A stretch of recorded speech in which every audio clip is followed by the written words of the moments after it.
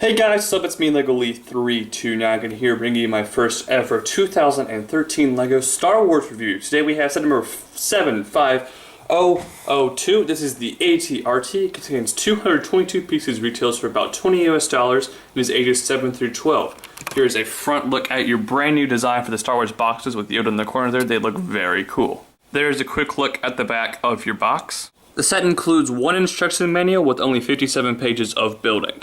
Alright, so first up for the minifigures here is Jedi Master Yoda. Definitely the least cool minifigure and pretty much part of the set. I mean, he's a decent figure. I've never been a huge fan of the Clone Wars style Yoda, but it's just, I don't know, I just don't like this figure that much, and it's not new or anything, but he does look pretty good from the front there with his kind of weird, slightly harder than it used to be head, and the green lightsaber looks pretty cool. There he is from the back. Next figure here is the Commando droid Captain. He is different from the one in the battle pack that came out last year. Basically everything is the same from the neck down, but the head is a different look. It has some slightly different printing on there, so he is pretty cool.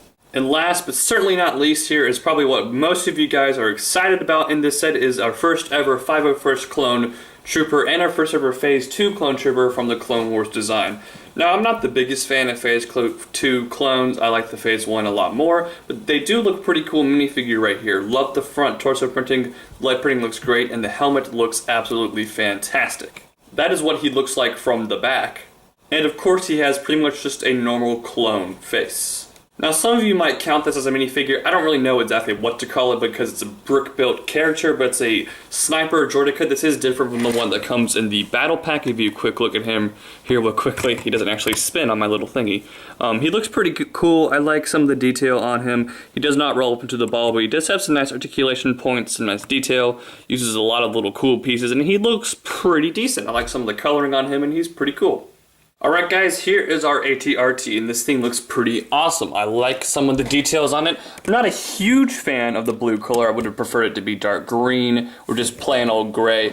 Now, I know the blue color is obviously accurate to a 501st ATRT, but I just don't think the blue color looks that good, but it looks a lot better than I thought it would. This thing really just has some fantastic looking details. The legs look really cool. I especially love the feet. They're very big and flat on the bottom, so it's easy to balance this thing. The legs do have articulation there, and there, and it looks like you had little joint pieces there. Very cool. These are kind of random. I don't really know what these even do. They're just, I guess, for extra details. The gun here looks pretty awesome, and it rotates like that.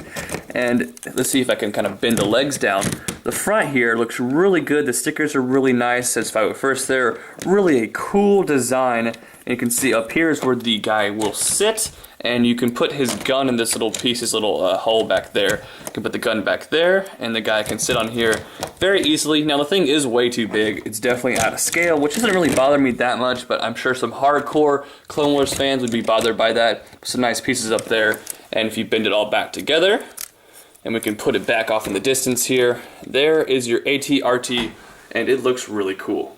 Now, sorry little guys, if you're a little kid, you're not really going to get too into this set because it does not have any playability at all, really. The only features are just moving parts, which is not that exciting, so that's definitely a big problem with this set. Alright guys, so final verdict here on this ATRT set. It's very cool looking, and it has some really nice pieces, really great price per piece, really great price in general. Definitely gotta get the price at 10.